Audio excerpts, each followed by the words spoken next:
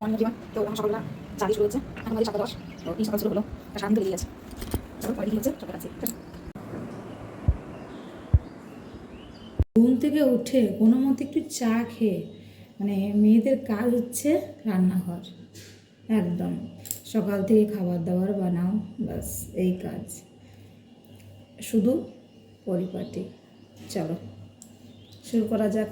লেগে পড়েছি, কাপড় ছেড়ে চলে এসেছি রান্নাঘরে। ওদিকে কাজের মধ্যে দিদি কাজ করছে, তো আমি এদিকে খাবার দাবার বানিয়ে নিই টিফিনটা।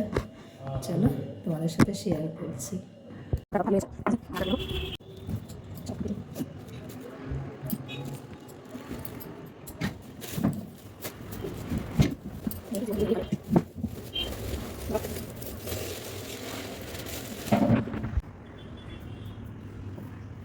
জীবনটা বিয়ের আগেই ভালো। কেন বললাম?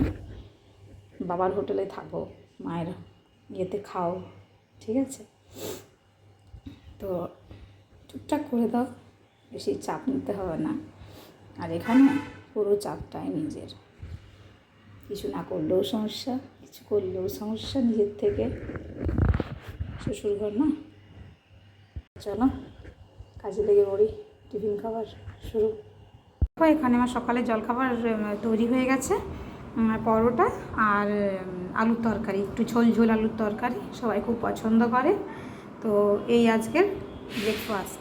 আজকে কি সকালে জলখাবার করলে সেটা আমাকে জানিও।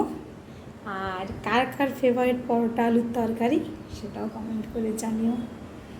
তো চলো, ছেলেকে পড়তে বসিয়ে দিয়েছি, তো আরও আমি অনেক কাজগুলো সেরে নেব। তো এখানে নিচে দিদিটা বাসনগুলো রেখে দিয়ে গেছে, সেই বাসনগুলো তুলে নেব। এই যে বাইরে রেখে দিয়ে গেছে বাসনগুলো, ধুয়ে রেখে দিয়ে গেছে, এগুলো আমি তুলে নেব। এরপর আমি স্নান টান করে পুজোতে বসে যাব, পুজো করতে। তা নাহলে দেরি হয়ে যাবে আবার রান্না বান্না করতে।